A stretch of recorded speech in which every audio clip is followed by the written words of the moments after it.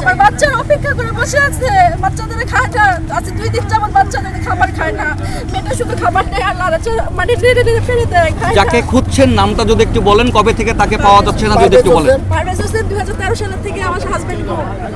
কি করতেন এবং কেন তাকে গুম করা হয়েছে? সে ছাত্রদল জড়িত ছিল। আচ্ছা আচ্ছা আচ্ছা, অন্য কোথাও খোঁজ নিয়েছেন বা? অনেক জায়গায় গেছি আমরা, এখানে যে আমরা আজকে 2 দিন যাবত ডিজিএফআইতে যাই আসতেছি, ওইখানে আমাদের কোনো ট্রেন নেই।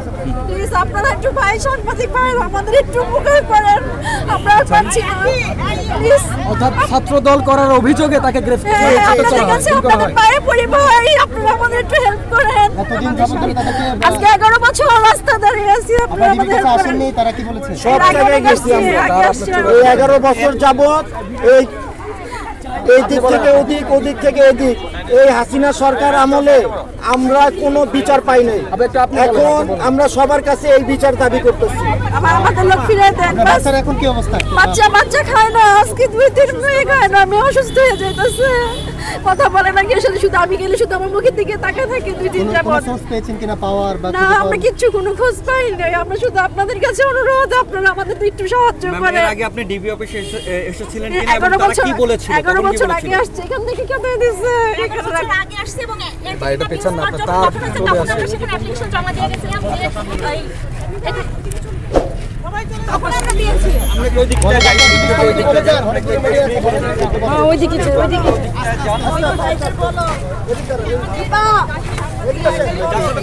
আপনি এখানে কথা বলে ওখানে যেতে পারবেন।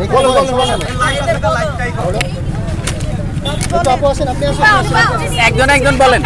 আমরা তার সাথে কথা বলেছি, ওখানে ডিবি অফিসে মেজবা ছিলেন, ওনার সাথে আমরা কথা বলে গিয়েছিলাম। তখন তারা বলেছিল আমরা জমা দিয়েছি, আমরা বলে গিয়েছি যে আমার স্বজনকে আমরা পাচ্ছি না। আমরা জিডি করেছিলাম চকবাজার থানায়। আমি 11 বছর আগে এসে এখান থেকে ঘুরে গেছি এরকম ছবি নিয়ে দাঁড়ায় থেকে আমি আমার 11 বছর পরে আবার আজকে আসছি। আমি একই ছবি নিয়ে আমি আসছি। আমি যা শুনছি এখানে ডিবি অফিসে এখানে অনেককে বন্দি করে রাখা হয়েছে। ডিবি অফিসে এতক্ষণ ধরে কাউকে পাওয়া যায়নি, আপনি কি মনে করেন বেঁচে আছে বা ওনাকে? অবশ্যই বেঁচে আছে, কারণ আমরা কালকেও দেখেছি যে আরমান স্যার বের হয়েছেন। আমরা জানি যে যেহেতু তখন 16 সালে থেকে তারা বেঁচে আছে, তো অবশ্যই আমার স্বামীও বেঁচে আছে। তারা বলেছে যে আরো অনেক বন্দি আছে, তারা বন্দি ভাবে আছে। তার নাম পরিচয়টা কি, পেশাটা কি ছিল একটু সার্বিকভাবে যদি বলেন। আমার স্বামী ছিল ছাত্র দলের ওয়ার্ড সভাপতি। আচ্ছা আচ্ছা আচ্ছা। তখন 13 নির্বাচনের আগে তাকে ঢাকা কেন্দ্রীয় কারাগারের সামনে থেকে সাদা পোশাকধারীরা গুম করে নিয়ে আসে। আমি 11 বছর ধরে, এই 11 বছর আগে আমি ডিবি অফিসে সেরকম ঘুরে গেছি। তারাও তখন বলেছে যে আমাদের কাছে নাই। আবার আমরা এখান থেকে বলছে, আমরা আবার সিএমএম কোর্টে গেছি। সিএমএম কোর্ট থেকে বলছে আমাদের এখানে নাই, আপনারা ডিবি অফিসে যোগাযোগ করেন। আবার আমরা ডিবি অফিসে আসছি। এভাবে 11 বছর আগে আমরা এভাবে যোগাযোগ করছি। আজকে এখান থেকে কিছু বলা হয়েছে, জানানো হয়েছে কোনো কিছু? তারা তো কখনোই কিছু বলবে না, তারা তো স্বীকার করবে না। কথা বলেন যে আমরা এই সকালবেলা আমরা ডিজিএফ অফিসেও গিয়েছিলাম, সেখানেও আমরা আমাদের আবেদনগুলো বলে আসছি যে আমার স্বজনকে আমি খুঁজে পেতে চাই।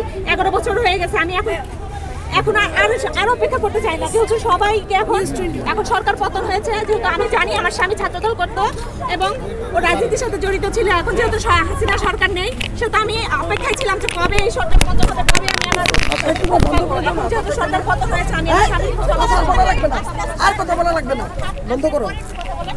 ও বিএনপির ছাত্র দলের সাথে জড়িত ছিল, ওয়ার্ড সভাপতি ছিল। এখন কত বছর হলো? 11 বছর। ঠিক 13 সালের 28 নভেম্বর। নতুন করে আবার আসা যাচ্ছে কেন?